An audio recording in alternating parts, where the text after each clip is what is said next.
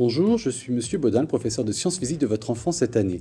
Alors j'enseigne les sciences physiques en me basant sur différentes valeurs. La première, c'est le respect du travail de chacun, le respect des élèves et des adultes, aussi bien les professeurs que les agents, le respect du matériel et des locaux.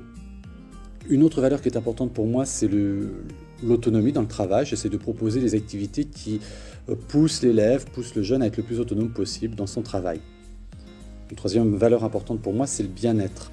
Il est important que les élèves viennent rassurés en classe et qu'ils sachent qu'on est là pour travailler dans une ambiance si possible détendue, en tout cas au moins qui permette de réfléchir et d'avancer. Pour ça, bien sûr, évidemment, quelquefois, il faut hausser le ton, il faut rappeler la règle, mais j'essaye de préciser les choses clairement et de voir l'élève à la fin quand il y a un problème, à la fin du cours pour le résoudre. Si j'ai besoin d'aller plus loin, très souvent, je contacte les parents directement pour discuter du problème et essayer de le résoudre ensemble. J'enseigne donc les sciences physiques, c'est pour moi une matière qui permet de découvrir tout ce qui nous entoure. Pour le faire, évidemment, j'essaie de partir de choses qui sont accessibles par les élèves, qu'ils connaissent, qui leur parlent, hein, et avec des manipulations dès que cela s'avère possible.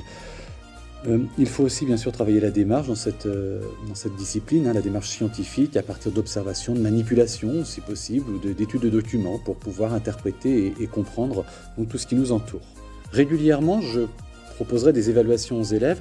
Alors ces évaluations seront préparées grâce à des fiches de révision telles que je peux vous présenter celle-ci dans un niveau, hein, ça ne concerne pas forcément votre enfant. Cette fiche de révision comporte une partie avec les questions telles qu'elles seront dans le contrôle et une partie avec les questions et les réponses que je peux attendre, hein, qui correspondent en fait au cours. Ces évaluations sont préparées donc une semaine à l'avance pour la mémorisation. Tout ce qui est compétences sera fait au travers des différentes activités. Il y a 4 niveaux pour chacune des compétences évaluées. Alors il y a la maîtrise insuffisante, la maîtrise fragile, la maîtrise satisfaisante et enfin la très bonne maîtrise.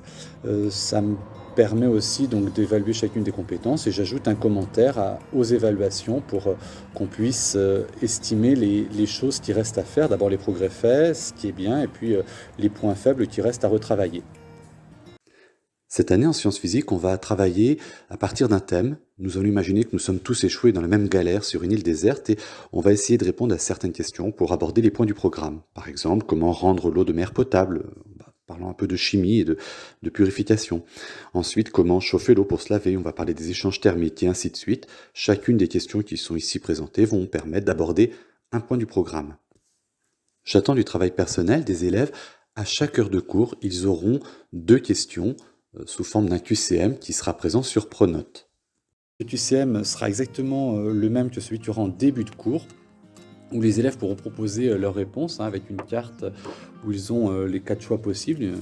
Ils pourront répondre A, B, C ou D, et avec le téléphone portable, je pourrai essayer de voir quel est le pourcentage de chacune des réponses. On discutera du coup des questions et de leurs réponses.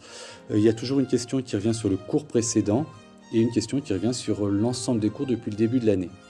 Alors les élèves auront cours dans cette salle 4. Cette salle 4 est une salle assez classique de sciences avec des éviers, des prises électriques. Vous voyez qu'il y a du travail par îlot possible, hein. Les élèves vont être mis par 2, 3 ou 4. Dès qu'il y a des manipulations, des expériences, ils peuvent être amenés donc à manipuler ensemble. J'ai aussi plusieurs tableaux, ce qui me permet en fait de leur proposer parfois, lors de certaines activités, de mutualiser, de voir ensemble comment on peut répondre à telle ou telle question. Hormis les tableaux muraux, cette salle dispose aussi d'un grand tableau sur lequel les élèves peuvent aussi venir travailler. L'ordinateur est vraiment dans un coin puisque la place importante est celle des élèves et non celle du professeur. Enfin, si vous souhaitez me contacter, me laisser des messages ou poser des questions, n'hésitez pas. Je vous laisse donc, avec le message Pronote, je vous laisse mon adresse mail. Vous pouvez me joindre par mail ou sur Pronote avec les papillons de messages de communication. J'y réponds assez rapidement. Au revoir.